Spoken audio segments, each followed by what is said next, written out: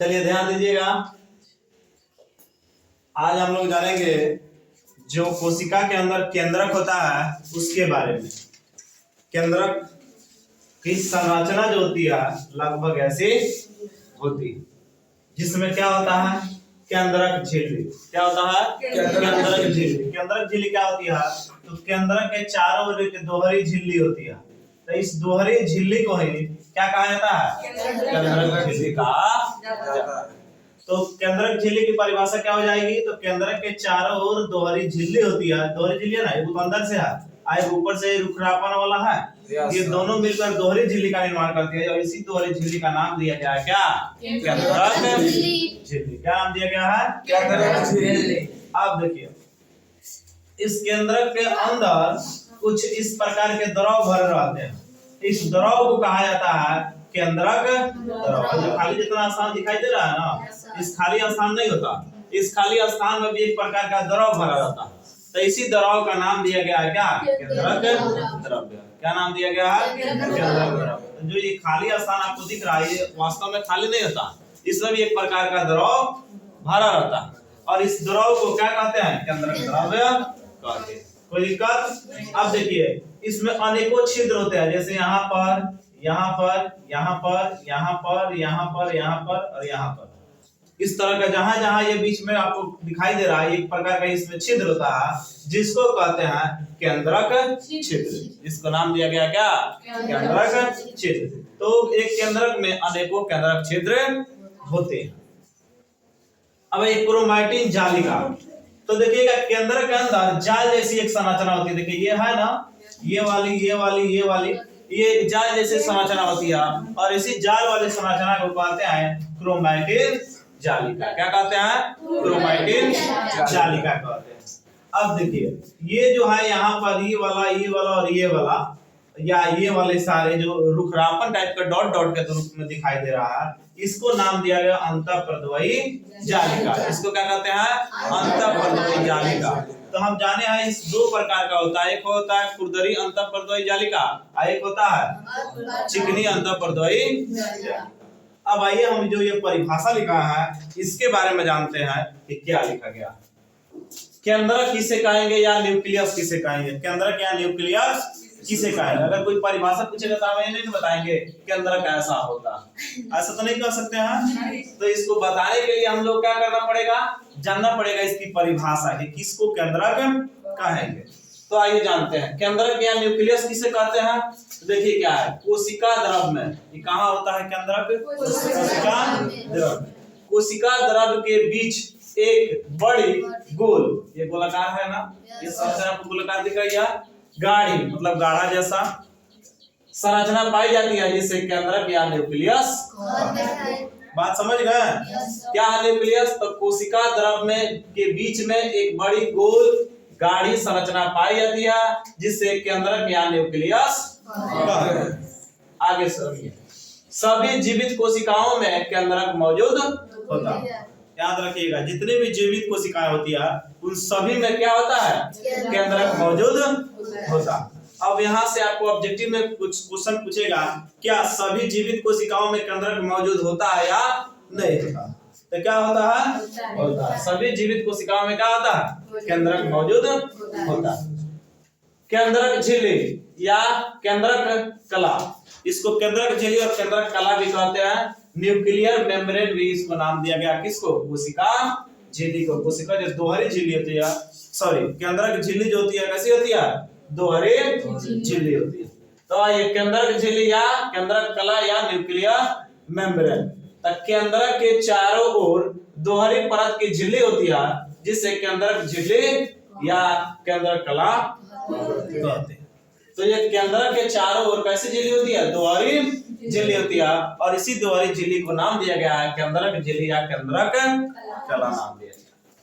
अब ये केंद्रक में अनेक केंद्रक छिद्र होते हैं, अभी बताया है ना, केंद्रक में अनेक केंद्रक छिद्र होते हैं। ये वाले जहां जहां एक दूसरे के मिलान हो रहा है, ये सब क्या है? केंद्रक छिद्र नाम दिया गया। ये सभी को क्या नाम दिया गया है? केंद्रक छिद्र नाम दिया गया। बात समझिए केंद्रक छिद्र कहाँ होता है?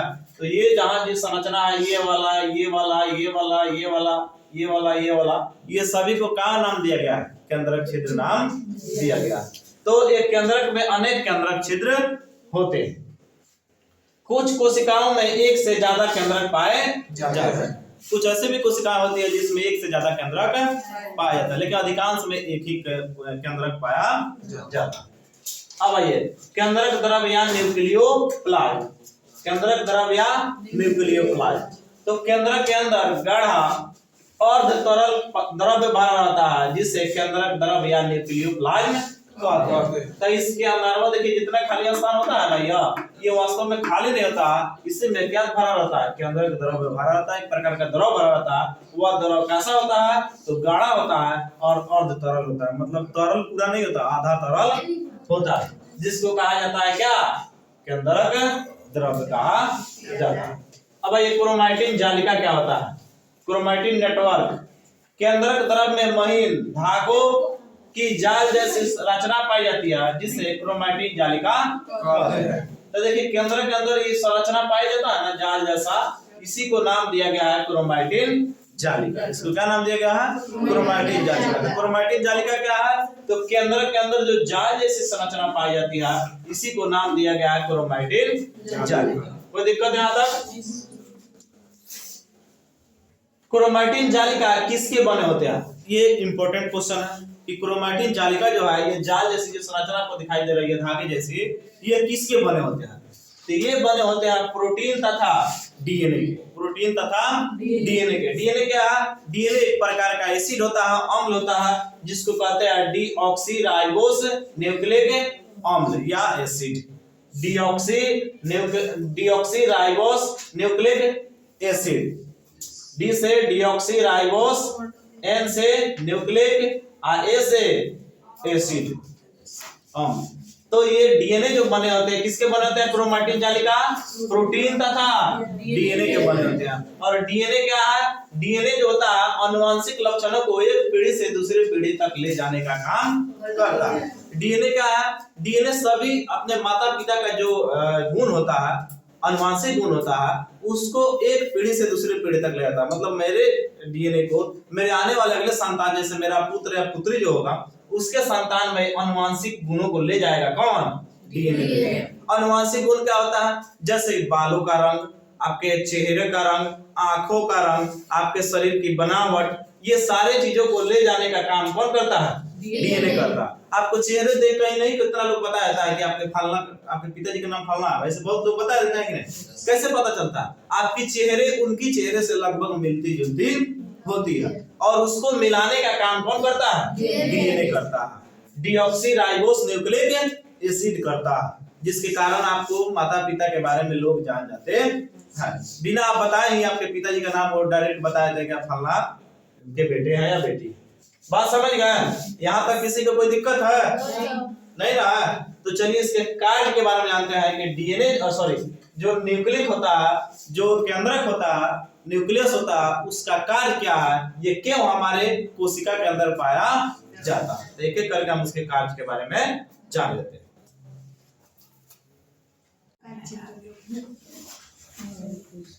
आइए अगला टॉपिक है गुणसूत्र या क्रोमोसोम।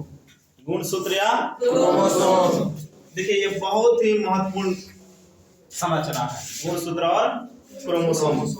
ये इतना महत्वपूर्ण है, इसके बिना किसी भी जीव का जन्म नहीं हो सकता। अगर गुणसूत्र किसी में नहीं है तो उसका जनन क्षमता खत्म हो जाएगी। तो गुणसूत्र या क्रोमोसोम, इसके बारे में जानते हैं कि ये क्या होता है। आइए इसके विशेष रूप से जानकारी आप लोगों को 10th क्लास में भी मिलेगी, लेकिन जितना है यहाँ पर उतना जान लेते हैं। गुणसूत्र या क्रोमोसोम क्या होता है? तो कोशिका विभाजन के समय, कोशिका विभाजन के समय, किसके समय? कोशिका विभाजन। कोशिका जब एक कोशिका एक से ज्यादा कोशिका में बनता है तो उसके कोशिका विभाजन करता है। कोशिका विभाजन के समय क्रोमैटिन जालिका के धागे, क्रोमैटिन जालिका के धागे जो ये होते हैं, है ना धागे जैसे संरचना, क्रोमैटिन जालिका के जो धागे होते हैं वो अलग हो जाते हैं। क्या हो जाते हैं? अलग हो जाते हैं। तो अलग होते हैं तब क्या होता है? तो कई छोटी और मोटी छड़ जैसी रचनाओं में बदल जाते हैं। ये जैसे टेढ़ा बड़ा है ना, तो ये सीधा छड़ जैसा हो जाता है। कैसा हो जाता है? छड़ जैसा। इससे टेढ़ा बड़ा खत्म हो जाएगा और सीधा वाला केवल संरचना बचेगा, जिसको कहते हैं, ये कैसे हो जाएगा, या तो छोटा होगा नहीं तो मोटी होगी। जैसे रचनाओं में बदल जाते हैं जिसे गुणसूत्र या क्रोमोसोम कहने का मतलब गुणसूत्र या क्रोमोसोम क्या होता है, तो जो ये क्रोमैटिन जालिका है इसी का भाग कौन है, गुणसूत्र या क्रोमोसोम है। इस यही क्या है, गुणसूत्र या क्रोमोसोम है। क्या है, जो ये संरचना है इसकी जब संरचना अलग होती है इससे ये टेढ़ी मेढ़ी रचना अलग हो जाती है और सीधे छड़ जैसे जब रचना बनती है तो वही कहलाता है गुणसूत्र या क्रोमोसोम। बात समझ आया, गुणसूत्र या क्रोमोसोम क्या है। जो क्रोमैटिन जालिका ये टेढ़ी मेढ़ी रचना होती है, धागे जैसी जब रचना होती है, जब ये धागे जैसी रचना बदल जाती है किसमें, कोशिका विभाजन के समय किससे कैसे बदल जाती है, छड़ जैसी रचना में जब बदल जाती है तो इसी छड़ जैसी रचना को ही गुणसूत्र या क्रोमोसोम कहते हैं। कोई दिक्कत? यहाँ ध्यान दीजिएगा, जीन क्या होता है, क्या नाम है, जीन। जिंदा भूत जिंदा, ठीक है, वो वाला जीन या नहीं है, ठीक है। हमारे शरीर में भी जीन पाया जाता है और हमारे शरीर में भी गुणसूत्र पाए जाते हैं, क्रोमोसोम पाए जाते हैं। हमारे शरीर में गुणसूत्रों की संख्या जो होती है वो 46 गो होती है। इसी के ऊपर आपका डिपेंड करता है, ये दो प्रकार का होता है गुणसूत्र। क्रोमोसोम कितने प्रकार के होते हैं, दो प्रकार का होता है। एक होता है एक्स और एक होता है वाई। एक्स और वाई इसी के रूप में अर्थात गुणसूत्र के द्वारा ही लड़का और लड़की का जन्म होता है। आगे हम लोग इसके विशेष रूप से अगले क्लास में जानेंगे, यहाँ पर जितना है उतना ही जानेंगे। जीन, डीएनए के क्रियात्मक खंड को जीन कहते हैं। डीएनए के क्रियात्मक खंड को क्या कहते हैं, जीन कहते हैं। मतलब डीएनए जिससे मिलकर बना है, किससे मिलकर बना है, जीन से मिलकर बना है। डीएनए किससे मिलकर बना है, जीन से मिलकर बना है। तो डीएनए के सबसे छोटे इकाई को क्या कहते हैं, जीन। डीएनए का सबसे छोटा इकाई जो होता है वह क्या कहलाता है, जीन कहलाता है। और यही जीन जो होता है पैतृक गुणों का लक्षण का भाग को एक पीढ़ी से दूसरी पीढ़ी में ले जाता है। आनुवंशिक गुणों को ये ले जाने का काम करता है कौन, जीन। तो यहाँ है भी जीन पैतृक गुणों के वाहक होते हैं। पैतृक गुण क्या होता है, पैतृक का मतलब माता और पिता दोनों, पैतृक पेरेंट्स दोनों का उपयोग किया जाता है। पैतृक का मतलब माता और पिता दोनों। तो जीन क्या करता है, आपके माता और पिता दोनों के गुणों को अगले संतान जो उनसे होने वाला है उसको ले जाने का काम करता है कौन, जीन। देखिएगा एक मंद बुद्धि अगर व्यक्ति है तो उसका लड़का भी थोड़ा मंद बुद्धि का होता है, ऐसे अक्सर देखा जाता है। ऐसा इसलिए होता है, हाँ आगे कुछ आनुवंशिक लक्षण के अलावा भी कुछ लक्षण होते हैं जिसको उपार्जित लक्षण के नाम से जाना जाता है, उसमें कुछ बदलाव भी हो जाते हैं। लेकिन अधिकांश जब जन्म होगा ना, अधिकांश बच्चे को ऐसे देखिएगा अगर माता पिता दोनों बुद्धू हैं तो देखिएगा आने वाले संतान में भी थोड़ा सा बुद्धू होता है। इसीलिए शादी ब्याह जब होता है तो देखिएगा उसमें क्या होता है, लोग देखा सुनी करता है, देखता है कि मान लीजिए तेज तरह जाए काम करने वाला है कि नहीं। अब देखिए आप काम करने में भी डिपेंड करता है, व्यक्ति अगर ज्यादा शक्तिशाली है, अगर देखो रोग क्षमता अगर उसमें ज्यादा है तो आने वाले संतान में भी रोग क्षमता होगा। कोई बार बार बीमार पड़ता होगा ना तो देखिएगा उसका संतान में भी बार बार बीमारी पकड़ेगा, क्योंकि उसमें इम्यून सिस्टम मजबूत नहीं था, तो आने वाले अगला संतान में भी इम्यून सिस्टम मजबूत नहीं होगा। तो वहां पर इसको खास करके देखा जाता है। तो ये सब जरूरी है, तो इसलिए आप दिमाग को अभी तेज कर लीजिए, बहुत सारे काम आएंगे आगे अलावा। तो जीन जो होता है पैतृक गुणों का क्या करता है, वाहक होता है। आपके माता पिता का जो आनुवंशिक गुण है उसको ले जाने का काम अगले पीढ़ी में, मतलब अगला बाल बच्चा जो होगा उसमें ले जाने का काम करता है कौन, जीन करता है। इसलिए आप जैसे है आपके माता, आपका लड़का लड़की भी वैसा ही होगा। तो ये विशेष रूप से ध्यान देने वाला है। डीएनए को आनुवंशिक पदार्थ, याद रखिएगा डीएनए को क्या कहते हैं, आनुवंशिक पदार्थ। डीएनए को क्या कहते हैं, आनुवंशिक पदार्थ, तथा जीन को आनुवंशिक इकाई कहते हैं। अब एग्जाम में कैसे पूछेगा कि आनुवंशिक इकाई किसे कहते हैं, जीन को। आनुवंशिक इकाई किसे कहते हैं, जीन को। ज्यादातर कंपटीशन के एग्जाम में पूछे जाते हैं। आपके 9th क्लास एग्जाम में जितना डिटेल में पढ़ रहा है इतना डिटेल में आपके एग्जाम में नहीं पूछे जाते हैं। लेकिन जब आप आगे की तैयारी कीजिएगा तो वहां पर सारे टॉपिक को साफ लाइन बाय लाइन पढ़ना है आपको। लेकिन अगर अभी आप पढ़ लेते हैं तो आगे आपको इससे ज्यादा कुछ अलग पढ़ने की जरूरत होगी, इसको पढ़ने की जरूरत नहीं। मान लीजिए आपको नौकरी पर तो सबको करना ही है, इसीलिए उससे सब लोग पढ़ रहा है। लेकिन जरूरी नहीं कि सबको नौकरी लग जाए, लेकिन फिर भी अगर आपके पास ज्ञान है तो आगे वाले समाज जो चीजें खरीदे जाते हैं उसके बारे में कुछ जानकारी प्राप्त हो जाएगी। तो देखिए यहाँ पर डीएनए को आनुवांशिक पदार्थ, अगर पूछेगा आनुवांशिक पदार्थ किसे कहते हैं? डीएनए को। आनुवांशिक पदार्थ डीएनए को, आनुवांशिक इकाई जीन। आनुवांशिक इकाई कैसे कहते हैं? जीन को। आनुवांशिक पदार्थ डीएनए। अब आइए केंद्रक के कार्य। अब इसके कार्य के बारे में जानते हैं। जो केंद्रक है, इस केंद्रक के कार्य के बारे में जानते हैं कि इसका क्या क्या कार्य है। केंद्रक कोशिका की रक्षा करता है। ये पहला काम करता है कि कोशिका की क्या करता है? रक्षा करता है। और कोशिका विभाजन में भाग लेता है, और कोशिका को विभाजित करने में भाग लेता है। अगर केंद्रक नहीं है तो कोशिका विभाजन नहीं होगा। ये भी एग्जाम में पूछा जा सकता है कोशिका कि अगर कोशिका में केंद्रक नहीं है तो क्या उसका विभाजन होगा? नहीं होगा। अगर कोशिका में केंद्रक नहीं है तो उसका विभाजन नहीं होगा। तो याद रखिएगा, अगर किसी भी कोशिका में केंद्रक नहीं है तो उसका विभाजन संभव नहीं है। यह कोशिका के भीतर संपन्न होने वाली सभी उपचयी या जैविक जितने भी जीवित क्रियाएं काम होते हैं तथा रासायनिक क्रियाओं का नियंत्रण करता है। कोशिका के भीतर जितने कार्य होते हैं ये सारे कार्यों का काम कौन करता है? केंद्रक ही करता है। कौन करता है? चाहे वो जैविक क्रिया हो या रासायनिक क्रिया हो, दोनों काम कौन करता है? केंद्रक प्रोटीन संश्लेषण के लिए आवश्यक कोशिकीय आरएनए उत्पन्न करता है। ये बहुत इंपॉर्टेंट है। आरएनए उत्पन्न करता है, जो ये भी एक प्रकार का प्रोटीन से बना होता है। तो ये जो प्रोटीन, जिस प्रोटीन से ये बनता है आरएनए, उसको केंद्रक उत्पत्ति करता है, उसका संश्लेषण का काम करता है। यह कोशिका के विकास एवं परिपक्व को निर्धारित करता है। मतलब कोशिका का कितना विकास हुआ है और कितना परिपक्व हुआ है, इसको निर्धारण का काम कौन करता है? केंद्रक। यहाँ तक किसी कोई दिक्कत है? नहीं है तो इसे याद कर लीजिएगा। कल हम इसे आप एक एक करके बुला के सुनेंगे।